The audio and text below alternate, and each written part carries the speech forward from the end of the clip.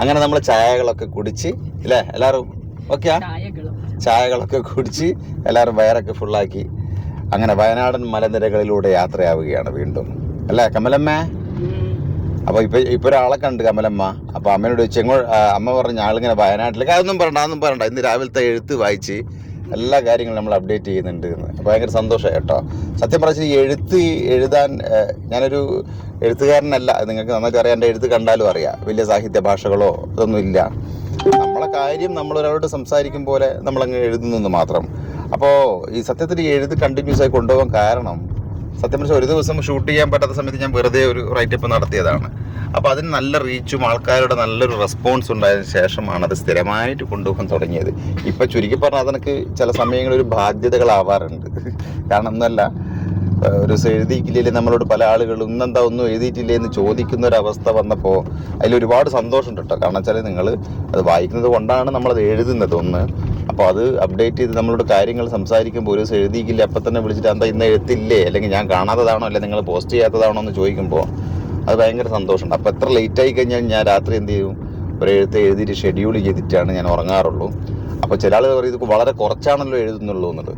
അതിന് എഴുതുക എന്ന് പറയുമ്പോൾ വെറുതെ കല്ലുപോലെ എഴുതിയിട്ട് കാര്യമില്ല. ഒരു സബ്ജക്റ്റ് എഴുതുമ്പോൾ ആ സബ്ജക്റ്റ് മാത്രം എഴുതുക, ബാക്കി നമുക്ക് നാളെ എഴുതാലോ. സമയം ഒരുപാട് കിടക്കണ്ടല്ലോ, ദിവസം എഴുതേണ്ട സംഭവമാണല്ലോ. അതുകൊണ്ട് ആവശ്യമുള്ള സംഭവം മാത്രം എഴുതുന്നതാണ്. വളരെ വലുതാക്കി കഴിഞ്ഞാൽ എന്നോട് ചില എൻ്റെ അടുത്ത സുഹൃത്തുക്കൾ പറഞ്ഞിട്ടുണ്ട്, അധികം വലുതാകുമ്പോൾ നമുക്ക് എല്ലാവർക്കും സമയത്തിൻ്റെ ഒരു പ്രശ്നമുണ്ടല്ലോ. അപ്പോൾ അത്രയും സമയം സ്പെൻഡ് ചെയ്യാനുള്ള പ്രശ്നമുണ്ട്. അതുകൊണ്ട് ചെറുതായിരിക്കുമ്പോൾ ചെറുതെന്ന് വെച്ചാൽ മനഃപൂർവ്വം ചെറുതാക്കുന്നതല്ല, മനഃപൂർവ്വം വലുതാക്കുന്നതല്ല. നമുക്കത് വേണ്ട സംഭവം അതൊക്കെ എഴുതുന്നു. അത് ചിലപ്പം വലുതായി പോവും, ചിലപ്പോൾ ചെറുതായി പോവും. അപ്പോൾ നിങ്ങളുടെ എല്ലാവരുടെയും സ്നേഹത്തിന് ഒരുപാട് നന്ദി. അപ്പോൾ അത് നല്ല ഒരു വൈബുള്ള ഒരു ക്ലൈമറ്റിലൂടെയാണ് നമ്മൾ കടന്നുപോയിക്കൊണ്ടിരിക്കുന്നത്. ഈ 5 മണിക്ക് രാവിലെ ഇറങ്ങണം എന്ന് പറഞ്ഞാൽ തന്നെ ബിലാൽ പറഞ്ഞു വാ വൈബ് പപ്പ വൈബ് എന്ന്. പുലച്ചക്ക് എഴുന്നേറ്റ് പോകുന്നത് പിള്ളേർക്കെല്ലാം ഭയങ്കര ഇഷ്ടമാണ്. മടിയുള്ള ഒറ്റ ആളുകൾ പുലച്ചക്ക് പോകുന്നതിൽ ഒന്ന് എനിക്കും, ഒന്ന് കമലക്കും, ഒന്ന് സുജീഷിനും. അത് നമ്മളെ ഓരോരുത്തർ ഫാമിലിക്ക് ഓരോ സ്വഭാവം ഉണ്ടാവും. ഞങ്ങളെ ഫാമിലി മീൻസ് അമ്മയും 3 മക്കളെയും ഉറക്കം മണ്ടിലുകളാണ്. അങ്ങനെയാണ് വളർത്തിയത്. ഞങ്ങൾ തമാശക്ക് പറയും, പുലച്ചക്ക് എണീക്കുമ്പോൾ ഞങ്ങൾ ചെറുപ്പത്തിൽ വാവകളായിരുന്ന സമയത്ത് നമ്മൾ പുലച്ചക്ക് എണീക്കുമ്പോൾ അമ്മ എന്ത് ചെയ്യും, പൊതുവെ എല്ലാവരും എണീപ്പിച്ചിട്ട് പാലെല്ലാം കൊടുത്ത് ഉഷാറാവില്ല. ഇതെങ്ങനെ ചെയ്യും അമ്മ, ഉറങ്ങിക്കാൻ മോനെ, കാരണം എണീച്ച് അന്നേരം തന്നെ ബ്രേക്ക്ഫാസ്റ്റ് ഉണ്ടാക്കേണ്ടി വരും, അല്ലെങ്കിൽ അമ്മ എഴുന്നേക്കേണ്ടി വരും. അതുകൊണ്ട് എന്ത് ചെയ്യും, അമ്മ ഞങ്ങളെ ട്രെയിൻ ചെയ്തത് കുറച്ച് വൈകി എഴുന്നേക്കുന്നതാണ്, പുലച്ചക്ക് എഴുന്നേക്കുന്നതല്ല. രാത്രി എത്ര വേണമെങ്കിലും ലേറ്റ് ആവും. പക്ഷേ രാവിലെ എഴുന്നേൽക്കുക എന്ന് പറയുന്നത് ഭയങ്കര ചടങ്ങാണ്. പക്ഷേ എനിക്ക് പുലച്ചക്ക് എഴുന്നേൽക്കുന്നത് ഇഷ്ടമാണ്. കാരണം പുലച്ചക്ക് എഴുന്നേൽക്കുമ്പോൾ നമുക്ക് ഒരുപാട് ടൈം കിട്ടും, നമ്മുടെ ഒരുപാട് കാര്യങ്ങൾ രാവിലെ തന്നെ കഴിയും. നമ്മളെ പ്രത്യേകിച്ച് ക്രിയേറ്റീവ് മൈൻഡിലുള്ള ആളുകൾക്ക് പുലർച്ചെ എഴുന്നേറ്റ് കഴിഞ്ഞാലാണ് ഭയങ്കര റിസൾട്ടായിരിക്കും. ഉണ്ടാവൂല. ഇപ്പം നമുക്ക് രാവിലെ നമ്മുടെ പരിപാടികളൊക്കെ നല്ല വൃത്തിയിൽ, ഇപ്പം എഡിറ്റിംഗ് ആണെങ്കിലും റൈറ്റപ്പ് ആണെങ്കിലും എന്താണെങ്കിലും നമുക്ക് രാവിലെ ആകുമ്പം ഈ പിള്ളേരൊന്നും വന്നിട്ട് ഇടങ്ങാറാക്കൂല. അപ്പോൾ അത് നല്ലൊരു പരിപാടിയാണ് രാവിലെ എഴുന്നേക്കാനുള്ള. ഞങ്ങൾ കുറച്ച് കാലം ഞാനും ദിശയൊക്കെ രാവിലെ ഏർലി മോർണിംഗ് എഴുന്നേക്കാറുണ്ടായിരുന്നു. അത് കണ്ടിന്യൂറ്റി കിട്ടുന്നില്ല, അതാണ് സംഭവം. അതിപ്പോൾ ദിശേൻ്റെ ട്രാവലിംഗ് കൊണ്ടാണ്. എന്തമ്മ കാരണം ഞാൻ പറഞ്ഞത് എന്തുകൊണ്ടാണ് എണീക്കാത്തത്. രാത്രി നിങ്ങൾ എത്ര സമയം വേണമെങ്കിലും ഉറങ്ങിക്കോന്ന് ഉറങ്ങാൻ നേരം വൈകിട്ട് ഉറങ്ങിക്കോന്ന് പറയുന്ന കാരണം രാത്രി കിടക്കുന്നവരെ പണി തന്നെയായിരിക്കും ഓരോന്നും. അപ്പൊ പണി തന്നെയാണല്ലോ, നമുക്ക് റെസ്റ്റ് വേണ്ടേ. അപ്പൊ ഒരു 7 മണിയാണ് പണ്ടേ എന്റെ റേഷൻ. അപ്പൊ ഒരു 7 മണി വരെ 5 മണിക്കല്ലേ എണീച്ച് കുത്തിട്ട് ഞാനും എണീക്കണ്ട. അവനെ ഓരോ 7 മണിക്ക് എണീച്ചാൽ മതി എന്നുള്ളതായിരുന്നു. അല്ലാണ്ട് ഇത് തിന്നാൻ വേണ്ടി എണീക്കും പോലെ ആയിപ്പോയി. ഞാനെല്ലാം പുലർച്ചെ വിശപ്പ് ഇതൊക്കെ വരുമ്പോഴത്തേക്കും ചായ റെഡി. അല്ല, എനിക്കെല്ലാം പുലർച്ചെ എഴുന്നേക്കുന്ന സ്വഭാവമായിരുന്നു ചെറുപ്പത്തില്. അപ്പൊ ഞാൻ ഉറങ്ങിയിട്ട് എഴുന്നേക്കുമ്പോ അപ്പോ ഉറക്കൂ. അല്ല പിന്നെ അത് നല്ല സ്വഭാവമാണെന്ന് ഞാൻ ഒരിക്കലും പറയില്ല. കാരണം ചിലപ്പം പൊച്ചക്കിണിക്ക് നല്ല കാണുന്നത് തന്നെ ഇഷ്ടമാണ്. കാരണം ചോരൊന്ന് കുളിച്ചൊരു കുരൊക്കെ തൊട്ട് ഞാൻ മടിച്ചാച്ചിട്ട് നല്ലതാണെന്നല്ല, അത് മോശം സ്വഭാവം എന്റെ. ഞാൻ വിചാരിച്ച ആളൊന്നുമല്ല, അത്ര നല്ല സ്വഭാവമൊന്നുമല്ല. രാവിലെ പൊച്ചക്കിണിച്ച് എല്ലാ പണിയും വേഗം ചെയ്തു വെച്ചിട്ടുണ്ടാണ് പെണ്ണുങ്ങളേതായ ഒരു സ്വഭാവം. പക്ഷെ ഞാൻ കുറച്ച് വേക്കോട്ട് ആ കാര്യത്തില്.